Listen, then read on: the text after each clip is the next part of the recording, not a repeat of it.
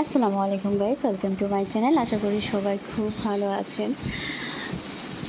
আজকে আমি আপনাদের সামনে হাজির হয়েছি একটি সিঙ্গারা, মজাদার একটি সিঙ্গারা দোকান থেকে সবাই কিনে খান। তো আমি আজকে একটু ভিন্নভাবে সিঙ্গারাটা তৈরি করেছি। মূলত আমি আজকে সিঙ্গারাটা তৈরি করেছিলাম কলিজা দিয়ে। তো আমি এখানে কিছু কলিজা নিয়েছি, কলিজা। তো কলিজাটাকে ছোট ছোট করে, একদম ছোট ছোট করে কেটে নিয়েছিলাম। তারপর এটাকে আমি ফাঁপ দিয়ে নিয়েছি। কলিজা সব সময় রান্না করেন আর যেভাবে খান, এটাকে সিদ্ধ করে নিতে হবে এটার ভিতরে রক্তটা বের হওয়ার জন্য। তো আমি এটাকে সিদ্ধ করার পর আবার ভালো করে ঠান্ডা পানি দিয়ে ধুয়ে নিয়েছিলাম। এখন আমি একটি কড়াইতে পরিমাণ মতো তেল নিয়ে নিয়েছি, দিয়েছি তেজপাতা, এলাচ, দারচিনি। এখন দিয়ে দিচ্ছি 2-3টা পেঁয়াজ কুচি। পেঁয়াজটাকে আমি হালকা আছে একটু ভেজে নেব। পেঁয়াজটা ভাজা হয়ে আসুক। এখন দিয়ে দিয়েছি 1 টেবিল চামচ আদা রসুন পেস্ট। আমি সব সময় আদা আর রসুন একসাথে পেস্ট করে রাখি।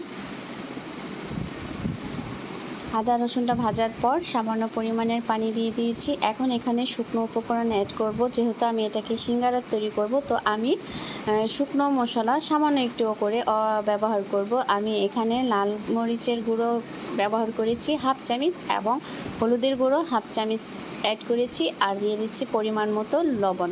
এখন এটাকে ভালো করে কষিয়ে নেওয়ার পর যে কলিজাগুলো কেটে রেখেছিলাম ধুয়ে, তো এটাকে দিয়ে এখন এটাকে কিছুক্ষণ সময় ভালো করে কষিয়ে নিব ঢাকনা সহকারে ঢেকে।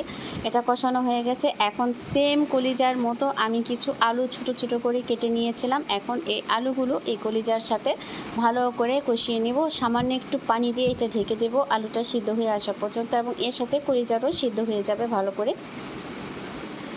আমি যেহেতু এটাকে শুকনা করব, এই জন্য পানির পরিমাণ কম দিয়েছি। একদম সব শেষে যে দেখেন যখন আলুটা সিদ্ধ হয়ে এসেছে, এখানে আমি একটা ম্যাগি ম্যাজিক মশলা অ্যাড করে দিয়েছি। এই তো শেষ। আর এটা পানিটা শুকিয়ে আমি নামিয়ে নিয়েছি। এখন আমি প্রায় 1 কাপ পরিমাণ ময়দা নিয়েছি। এখানে দিয়েছি 1 চিমটি পরিমাণ বেকিং সোডা, আর হচ্ছে পরিমাণ মতো লবণ, আর দিয়েছি সয়াবিন তেল। এখন একটু একটু করে পানি দিয়ে এটাকে ভালো করে মিক্স করে নেব। ময়দাটাকে ভালো করে মেখে আমি এখন এটা ড্রো করে তৈরি করে নিয়েছি। এখন এটা দিয়ে আমি রুটি তৈরি করব। এর সাথে কিন্তু আমি সামান্য পরিমাণে কালো জিরাও অ্যাড করেছি এটা ফ্লেভারের জন্য। তো আমি রুটিগুলো একটু লম্বালম্বি আকারের বেলে নিচ্ছি। ঠিক এরকম হবে দেখুন।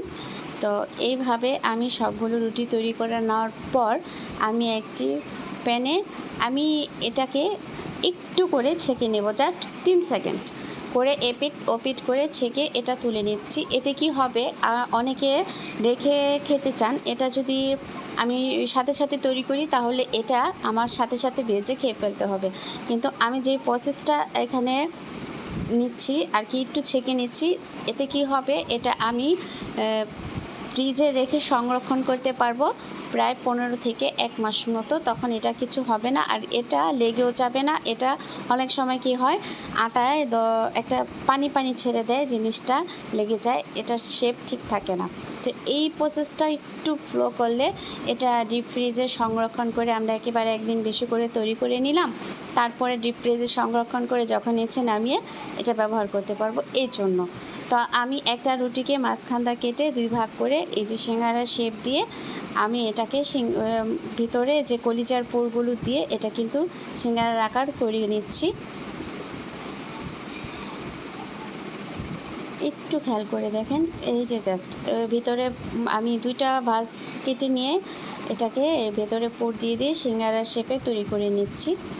আমি আবারও দেখাচ্ছি, এই যে আমি প্রথম কোনাকুনি করে নিয়েছি, তারপর এর মধ্যে এই যে এখান থেকে কলিজার পুর দিচ্ছি।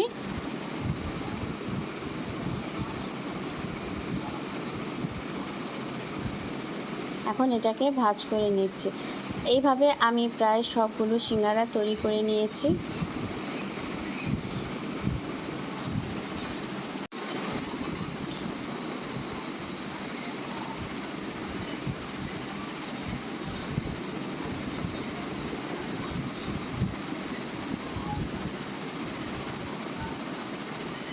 তো আমি সবগুলো সিঙ্গারা প্রায় শেষ করে ফেলেছি, তৈরি করে নিয়েছি। এখন আমি একটা এয়ার কন্টেনার নিয়েছি আর নিয়েছি আমি কিছুটা ময়দা ছিটিয়ে দিয়েছি আর এখানে এক এক করে সবগুলো সিঙ্গারা রেখে দিচ্ছি। এটা আমি সংরক্ষণ করব ফ্রিজে। এটা আপনারা ডিপ ফ্রিজে রাখলে প্রায় 1 থেকে 1.5 মাস, যেটা আমি আগেও বলেছি, 15 থেকে 1 মাস সংরক্ষণ করে না খেতে পারবেন। একসাথে অনেকগুলো বানিয়ে নেওয়ার যখন ইচ্ছে আমি খেতে পারবো। এটা কিছু হবে না, যেহেতু আমি এটা আগে ছেঁকে নিয়েছি। তো এটা আমি এভাবে রেখে দেবো। তারপরে কিছুটা আপনাদের ভেজে দেখাচ্ছি। আমি একটি কড়াইতে একটু পর্যাপ্ত পরিমাণে তেল নিয়েছি আর তেলটা গরম করার পর এখন গরম হয়ে এসেছে। এখানে আমি কিছু সিঙ্গারা ভেজে নিচ্ছি। ডুবন্ত তেলে যত ভাজলে এটার কালারটাও সুন্দর আসে আর এটা এপিঠ ওপিঠ দুটোটা ভালো করে ভাজা হয়ে যায়। তো এই যে আমি ভেজে নেওয়ার পর লাল লাল করে নামিয়ে নিচ্ছি। তো আমার ভিডিওটা কেমন লেগেছে সেটা আপনারা সবাই অবশ্যই কমেন্ট করে জানাবেন। আর কলিজা দিয়ে সিঙ্গারা কে কে খেয়েছেন সেটাও আমাকে জানাবেন। আর কেউ না খেয়ে থাকলে অবশ্যই এভাবে তৈরি করে খাবেন। না হয় আমার বাসায় দাওয়াত রইলে অবশ্যই চলে আসবেন। ভালো থাকেন, সুস্থ থাকেন আর ঘরে তৈরি করা সর্বদা সুস্বাস্থ্যকর খাবার খান। আল্লাহ হাফেজ।